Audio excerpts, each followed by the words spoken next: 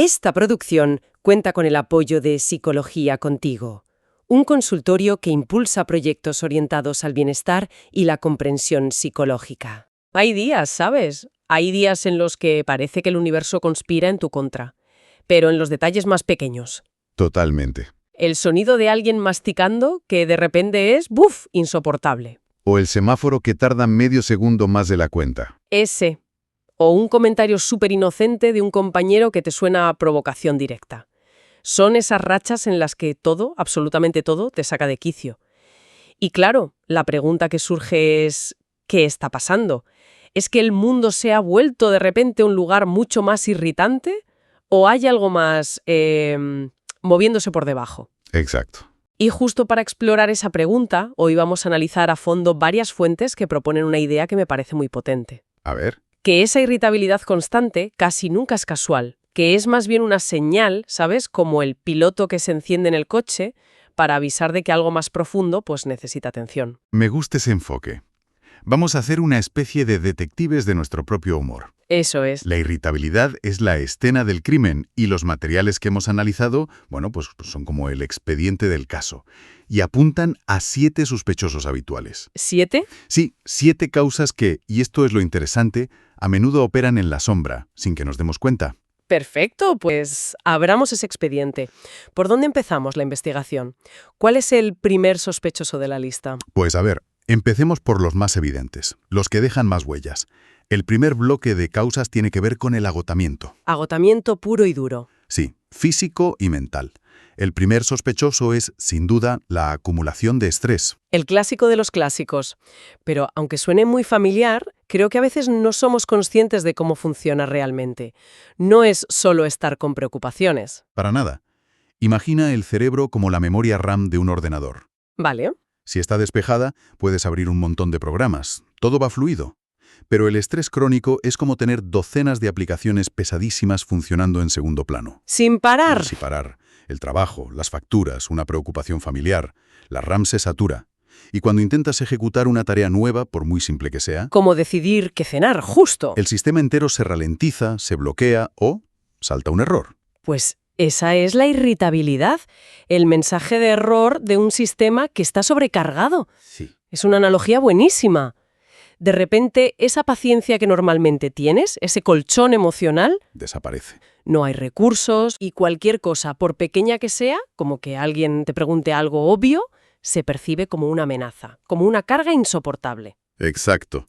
Y esto nos lleva de la mano al segundo sospechoso, que a menudo es cómplice del primero, la falta de un descanso adecuado. Claro, van juntos. No son dos cosas separadas, se alimentan la una a la otra. El estrés no te deja dormir, y la falta de sueño te hace mucho más vulnerable al estrés. Es el círculo vicioso perfecto. Totalmente. Y aquí hay una explicación biológica muy clara, ¿eh? Cuando no dormimos lo suficiente, la parte más racional del cerebro, el córtex prefrontal, El que pone orden. el director ejecutivo, sí, el que se encarga de la lógica y del control de impulsos, pues se toma un descanso y se desmadra todo. Y quien toma el mando es la amígdala, nuestro sistema de alarma interno. Una amígdala hiperactiva, sin la supervisión del jefe, lo interpreta todo como una amenaza. Claro. Y por eso el ruido del tráfico parece una agresión. La luz del móvil molesta más de la cuenta, y la paciencia para cualquier imprevisto es, literalmente, cero. O sea que no es que seamos más gruñonas, porque sí, es que nuestro cerebro está funcionando en modo emergencia constante. Es pura supervivencia. Exacto. Me recuerda a una vez que estuve semanas con un humor de perros y no fui consciente del por qué hasta que caí en la cuenta de que no había tenido un fin de semana libre de verdad en casi 2 meses. El ejemplo es perfecto. Mi cuerpo me estaba gritando que parara, pero yo solo oía el ruido del mundo molestándome. Es que es eso. La irritabilidad en estos casos es el cuerpo y la mente diciendo, basta, no puedo más. Es el síntoma más claro del agotamiento. Pero, claro, no siempre la causa es tan física. No. A veces la investigación nos lleva a lugares más profundos, a los motivos del crimen, por así decirlo. Vale. Pues pasemos a esa siguiente fase. Si ya hemos descartado o confirmado el agotamiento, ¿quiénes son los siguientes en la lista de sospechosos? Aquí entramos en un terreno más interesante, el de la insatisfacción vital. El tercer sospechoso son las frustraciones no resueltas. Uf, es esa sensación de estancamiento, de sentir que tu vida no avanza en un área importante. Puede ser un trabajo que no te llena, una relación que no funciona, metas personales que ves cada vez más lejos. Espera un momento, eso es clave. Entonces, lo que sugieren las fuentes es que mi enfado monumental con el atasco de esta mañana podría no tener nada que ver con los coches. Probablemente no. Sino con, no sé, una conversación sobre mi futuro profesional que llevo semanas evitando. Precisamente. Es un mecanismo de desplazamiento. Afrontar esa gran insatisfacción vital es aterrador. Requiere una energía y una valentía que a menudo no tenemos. Es mucho más fácil enfadarse con el tráfico. Mucho más fácil y mucho más seguro. Descargas toda esa frustración acumulada en un objetivo pequeño e inocuo. El que se ha colado en la fila del súper, la conexión a internet que va lenta. Son como pararrayos. Son los pararrayos de nuestra insatisfacción profunda. Claro, porque enfadarte con el router no tiene consecuencias reales. Enfadarte con tu carrera profesional, bueno, implica tomar decisiones que pueden cambiarte la vida. Exactamente. Y esa sensación de estancamiento a menudo va de la mano con el siguiente sospechoso, el número 5, la falta de control sobre la propia vida. Sentir que no llevas el volante. Eso es. Cuando sientes que tus decisiones, tu tiempo o tu futuro dependen de otros, un jefe, las circunstancias económicas, las obligaciones familiares, se genera un sentimiento de impotencia muy profundo. Eres un pasajero en tu propio coche. Y esa impotencia se convierte en irritabilidad. ¿Cómo funciona eso? Pues se transforma en un enfado sordo y constante hacia el entorno. Si no puedes dirigir tu enfado hacia la fuente real de tu impotencia, lo diriges hacia afuera, hacia el mundo. ¿El mundo se convierte en el enemigo? Sí, se convierte en un símbolo de todo lo que no puedes controlar.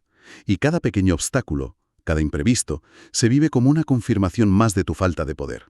Y la reacción es la rabia. Entiendo. Pero, a ver, visto desde fuera, a veces puede sonar un poco a excusa, ¿no? Culpar a tu falta de control para justificar ser desagradable con los demás. Es una pregunta fundamental. ¿Dónde está la línea entre la explicación de un comportamiento y su justificación? Y la respuesta nos la da el sexto sospechoso, que es el que actúa como catalizador de todo esto. La baja tolerancia a la frustración. Ah, claro. El problema no es solo sentir impotencia, es que vivimos en una cultura que nos ha entrenado para no soportarla. La cultura de la inmediatez. Exacto. Nos hemos acostumbrado a la velocidad de Amazon Prime para todo, queremos soluciones instantáneas, resultados ya, gratificación al momento. Sí, sí. Si una conversación no se resuelve en 2 minutos por WhatsApp o una web tarda 3 segundos en cargar, nuestro sistema interno da un error 404 y saltamos. Y se forma un cóctel explosivo. Por un lado, una profunda sensación de no controlar tu vida. Por otro, una cultura que te grita que deberías poder controlarlo todo. Y además ya, esa brecha entre la expectativa y la realidad es un caldo de cultivo perfecto para la irritación crónica. Es una reacción en cadena. La insatisfacción genera frustración, la falta de control lo alimenta y la baja tolerancia a esa frustración es la cerilla que enciende la mecha. Has descrito el ciclo a la perfección.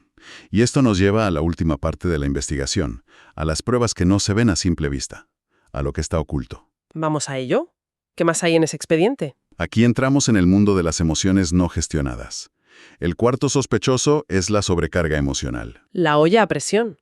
La analogía clásica sí, pero es que es muy gráfica.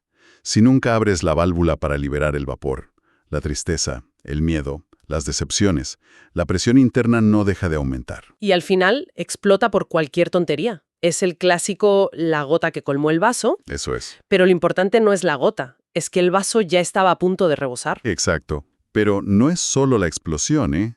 Una olla con alta presión constante es más frágil, está más sensible. Estás a flor de piel. Justo. Esa tensión interna no procesada nos deja en un estado de hipersensibilidad emocional. Cualquier estímulo, por neutro que sea, se percibe de forma mucho más intensa y negativa. Y el resentimiento por cosas no dichas se va acumulando en silencio. Y esto plantea una pregunta importante.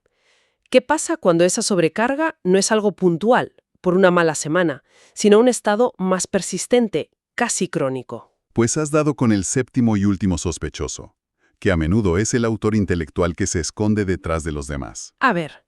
Son los problemas emocionales no atendidos.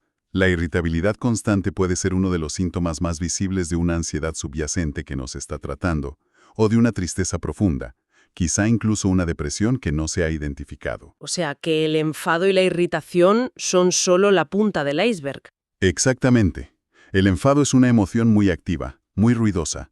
A menudo es más fácil sentir rabia que reconocer y sentir la vulnerabilidad de la tristeza o del miedo. Claro. Por eso, la irritabilidad puede funcionar como una coraza, una forma de mantener a los demás a distancia y de no tener que enfrentarse a lo que de verdad duele. Y lo más peligroso de esto, supongo, es que la propia persona puede no ser consciente de lo que le está pasando. Ese es el punto crucial.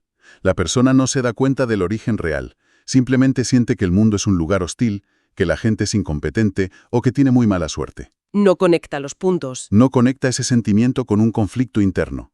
La irritabilidad se convierte en la única forma que tiene ese malestar oculto de manifestarse, de pedir ayuda sin saber que la está pidiendo. Entonces, si juntamos todas las piezas, todos los sospechosos, el puzzle que emerge es bastante claro, ¿no? Sentir irritación de vez en cuando es normal, es humano. Desde luego. Pero cuando se convierte en la banda sonora de tu vida, cuando es la norma y no la excepción, ya no es una simple reacción, se convierte en una pista. Ese es el mensaje central de todo lo que hemos analizado. La irritabilidad crónica no es el problema, es el síntoma. Es como la fiebre. Exacto. La fiebre no es la enfermedad, es la señal de que el cuerpo está luchando contra algo. Pues de la misma forma, esta irritabilidad nos está diciendo a gritos que hay algo más profundo que necesita nuestra atención, ya sea estrés, agotamiento, una frustración vital o emociones que hemos metido debajo de la alfombra. Y por lo que se desprende de las fuentes, el primer paso no es intentar reprimir esa irritación a la fuerza, ¿verdad? No. No se trata de decir, venga, tengo que ser más paciente. Sería totalmente contraproducente. Sería como quitarle la pila al detector de humos porque el pitido te molesta. Claro, el primer paso que proponen es justo el contrario, usar esa irritación como una brújula. Hacer un ejercicio de introspección y preguntarse, de estos sospechosos que hemos puesto sobre la mesa, ¿cuál me resuena más ahora mismo? Mirar hacia adentro. Se trata de mirar hacia adentro en lugar de seguir culpando al tráfico. Cierra el círculo perfectamente. Empezamos con la sensación de que el problema estaba ahí fuera y terminamos con la idea de que es una invitación a mirar aquí dentro. Es un cambio de perspectiva total. Dejar de preguntar por qué todo el mundo me molesta y empezar a preguntar qué está intentando decirme esta molestia constante. Ese es el cambio de mentalidad fundamental. Los textos que hemos analizado se centran de forma brillante en identificar estas causas, en el por qué. Pero claro, esto me lleva a pensar en el siguiente paso. Si la irritabilidad es una señal que nos avisa de algo, ¿cuál podría ser una primera forma muy práctica de empezar a escuchar esa señal, en lugar de simplemente reaccionar ante ella? Esa es la pregunta del millón, la que realmente importa. Y basándonos en todo lo que hemos visto, quizás el primer paso es sorprendentemente simple.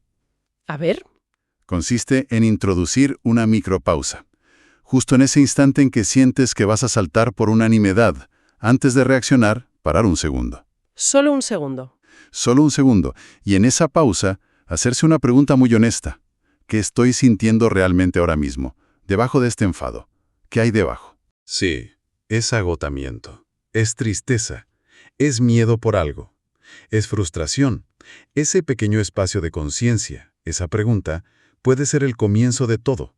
Es el primer paso para dejar de ser una víctima del propio humor y empezar a ser el detective que lo entiende. Una micropausa para cambiar la pregunta.